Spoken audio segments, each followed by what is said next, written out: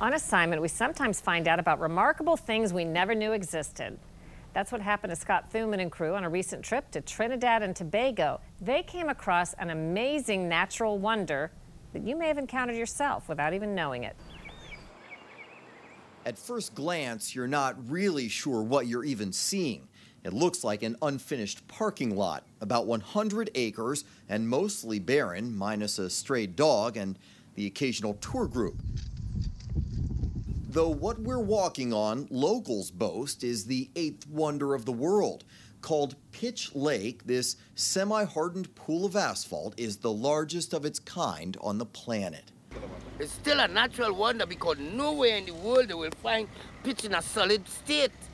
And nowhere other way in the world they could find a pitch lake that you could walk on it and show people some of the artifacts.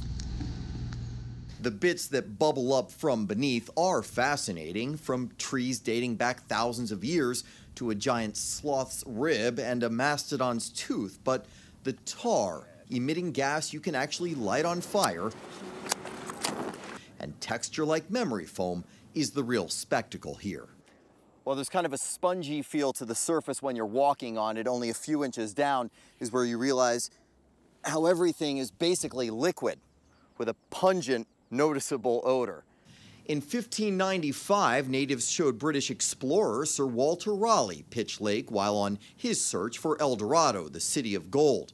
Using the sticky substance to caulk leaks on his ship, the moment was immortalized later on a postage stamp.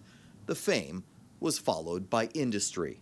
But they'll take this, they'll heat this up. This will boil down, and as they boil it for 18 hours and it comes to a molten substance, then it is strained to extract things like this.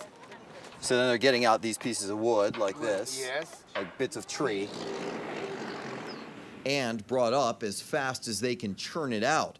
Over the years, some 10 million tons. China, Germany, and Brazil, top customers.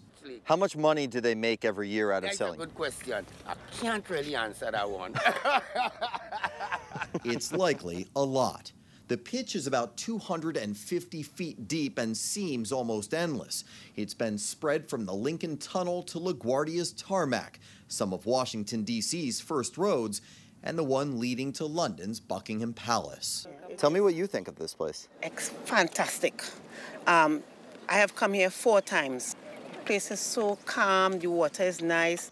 So we think it's fascinating that some of this ends up in Washington. It is like a blessing that we can bless other countries with our natural resources that we have right here in Trinidad. Mm-hmm. Okay. Well, now some of the roads right leading up to this could use it, couldn't they? Yeah. Oh gosh, don't talk about it. Yeah.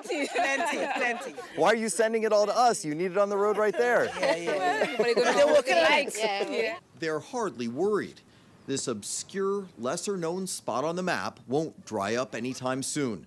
Scientists say it should keep on paving the world's highways for another 400 years. For Full Measure, I'm Scott Thuman in Trinidad. Looking for gold and finding something maybe almost as valuable. We're back with a look at what's ahead next week, right after this.